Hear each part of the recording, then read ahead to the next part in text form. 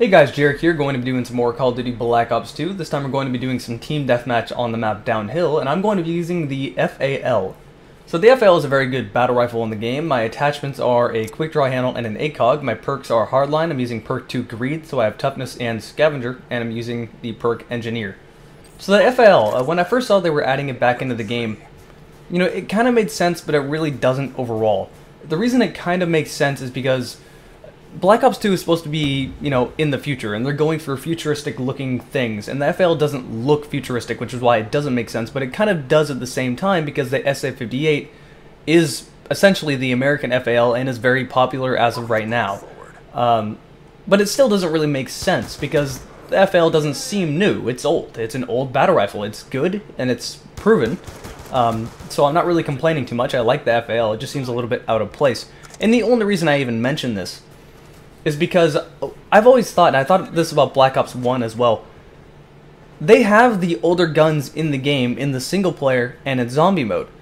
But why aren't the original Black Ops 1 guns in Black Ops 2 multiplayer along with the new guns? I mean, you could have literally twice the amount of guns that you have in this game. You could bring the Galil back, you could bring the FALMAS back, you could bring the AUG back, you could bring back all those older SMGs as well, the ones that were so fun to use. Because they're in the game, they're already on the disc. There's some content right there you can add into the game to have more stuff to use, but they don't. And it's a little strange. I've never really figured out why they do this. Same thing with Black Ops 1. In the single player, there were some World War II levels that had like the PPSH, had the MP40, had a lot of the World War II weapons, and the zombie mode, but they weren't in the multiplayer. Why? I have no idea. I'd love to be able to use some of the other guns, and I'd love to use some of the World War II guns because World War II had some pretty unique guns. So why can't we use them? You know, it's just something I've always really wondered about, and I don't understand why they don't add them back in. So yeah, there's my mini rant of this video. Let's go ahead and talk about this gun. So the FAL, it's definitely probably the best semi-auto in the game. The SMR is definitely good as well. They're both about equal, but the FL, something about it just seems real easy to use. It has virtually no recoil. You can shoot it as fast as you can pull the trigger, which reminds me, using select fire on the FAL, not really useful in any way whatsoever. The rate of fire is so slow. You can literally fire it faster on semi-automatic than you can putting it to full auto, so there's no real reason to use it. Oh, and hey, look, I only need a few kills to get my highest kill streak, and what happens? I get killed by a fucking corner camper with a shotgun. Fuck you. But I did manage to get a stealth chopper and my dragonfire, as frustrating as it is to not get all of them. And you know, if I got killed straight upright, that'd be frustrating, but I wouldn't really complain about it, but it has to be someone camping in a corner with a shotgun. And you may say, but it was only the 28 gauge revolver. That thing is friggin' deadly. I don't know if you guys haven't used it or whatnot, but if you put a long barrel on that thing, it's just as good as a primary shotgun. So yeah. And I'm going back in here because I know this guy is in here somewhere. I see him shooting at me. Oh, wait, there you are.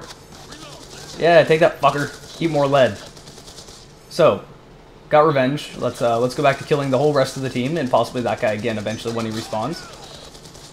So, I'm not sure if I'm the only person that has this problem. Well, it's not really a problem, but it's kind of hard to aim the dragonfire. And I think the reason for it is because there's no real... when you go to look to your left, it immediately just quickly turns to your left. There's no dead zone at all. Whereas when you're running around with a gun, you know, the gun kind of slowly starts turning to the left along with your aiming. It just feels a little bit more natural, but that doesn't exist in the Dragonfire, so it's kind of hard to use. And looks like I died while I was using that, so there's another death.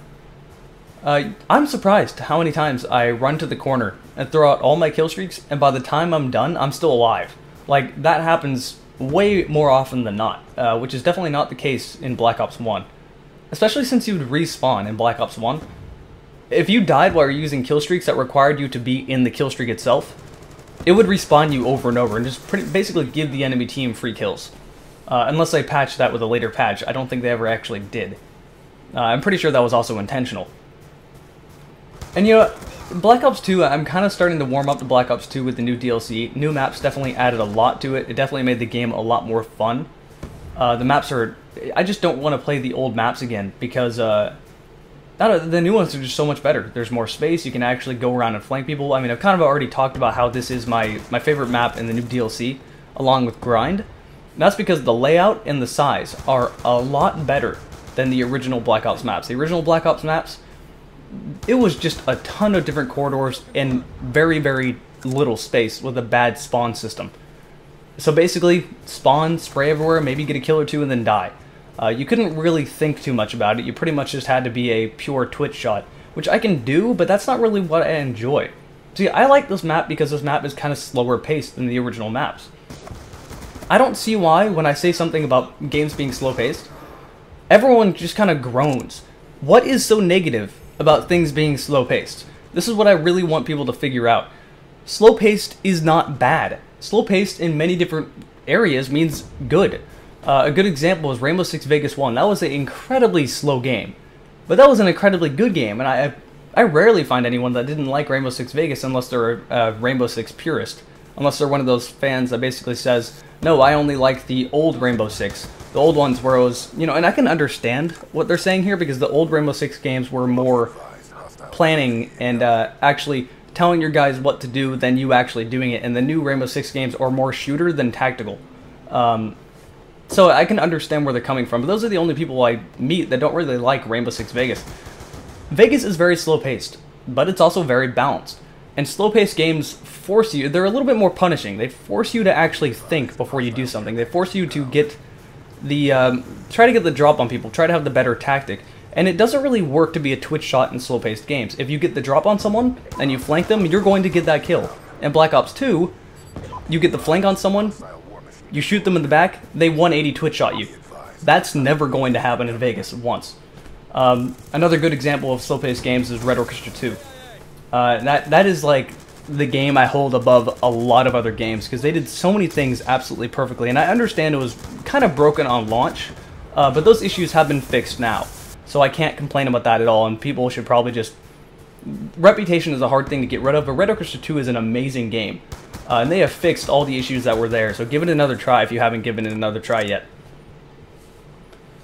And and this is probably the best example of a slow-paced game, Halo 3. Halo 3 was a very slow-paced game, and I loved it for that. And everyone loved Halo 3. Halo 3 was arguably the high point of the Halo franchise. Now, I like Halo 1 more, but Halo 3 is when the hype was at its best. It's when everybody was the happiest with the Halo franchise. Everyone loved Halo 3. And you know, I went back and played a lot of Halo 3. In fact, someone made a big push to have a weekend of people getting back onto Halo 3, and there was a lot more people on Halo 3 than there usually is, quite a few thousand more. You know, people like Halo 3, and it's almost a... Oh, and there's the last kill. It's almost a... People don't really argue when you say Halo 3 is one of the best Halo games. Normally people will say, yes, Halo 3 is the best multiplayer Halo game. I would say Halo 1 is better multiplayer, but... You know, Halo 3 is still a very good game, and it's still very slow-paced. Anyway, here's the last kill, showing a little bit of lag in the final kill cam. What a surprise. Using the FAL a little bit, let's go ahead and look at 31-6. That's an okay game. That's nothing fantastic in my opinion. I thought it was good enough to upload, though. Let's go ahead and look at all the medals and whatnot. Or maybe not. I didn't actually record that. So, hey, there's the end of the video. Hope you enjoyed it, and I'll see you later.